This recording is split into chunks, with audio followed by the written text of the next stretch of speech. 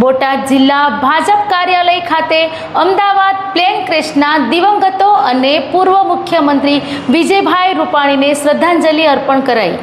બોટાદ જિલ્લા ભાજપ કાર્યાલય ખાતે અમદાવાદ પ્લેન ક્રેશના દિવંગતો અને પૂર્વ મુખ્યમંત્રી વિજયભાઈ રૂપાણીને શ્રદ્ધાંજલિ અર્પણ કરાઈ। 12 જૂનના રોજ અમદાવાદ નજીક થયેલા પ્લેન ક્રેશ દુર્ઘટનામાં અવસાન પામેલા દિવંગતો અને ગુજરાતના પૂર્વ મુખ્યમંત્રી તેમજ ભારતીય જનતા પાર્ટીના વરિષ્ઠ નેતા સ્વ વિજયભાઈ રૂપાણીને ભાવભરી શ્રદ્ધાંજલિ અર્પણ કરવા માટે આજે બોટાદ શહેરના ગઢડા રોડ સ્થિત જિલ્લા ભાજપ કાર્યાલય ખાતે એક પ્રાર્થના સભાનું આયોજન કરવામાં આવ્યું હતું। આજે શનિવાર 21 જૂનના રોજ સાંજે 4 થી 6 દરમિયાન યોજાયેલી આ પ્રાર્થના સભામાં બોટાદ જિલ્લા ભાજપના અનેક અગ્રણી નેતાઓ અને કાર્યકરો ઉપસ્થિત રહ્યા હતા।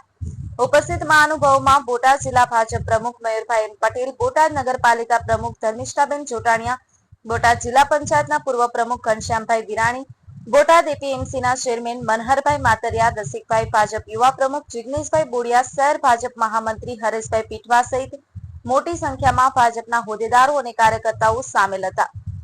પ્રાર્થના સભા દરમિયાન ઉપસ્થિત સૌએ મૌન પાડી અમદાવાદ પ્લેન દુર્ઘટનાના મૃતકો અને સ્વ વિજયભાઈ રૂપાણીના આત્માની શાંતિ માટે પ્રાર્થના કરી શ્રદ્ધાંજલિ અર્પણ કરી હતી। આ દુઃખદ ઘડીમાં શોકગ્રસ્ત પરિવારો પ્રત્યે સંવેદના વ્યક્ત કરવામાં આવી હતી। ન્યૂઝ 9 ગુજરાતી, બોટાદ।